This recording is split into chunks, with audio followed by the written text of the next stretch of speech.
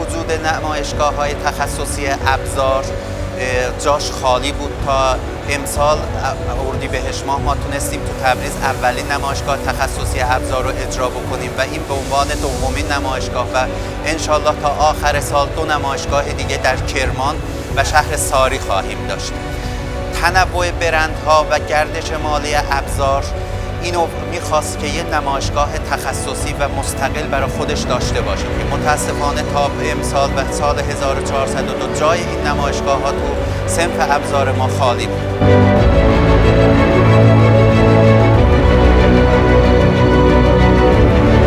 انشالله 30 آبان و تا 3 آذر سومین نمایشگاه تخصصی ابزار در ایران تو استان کرمان برگزار میشه و تمام استان ما آماده استقبال از این برندهای بزرگ و دوستان بزرگ هستند.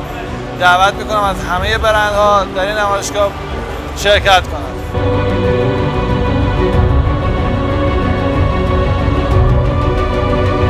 از همه دعوت میکنم در این نمایشگاه شرکت کنن و رفاقت و رقابت رو به صورت یکجا تجربه کنن.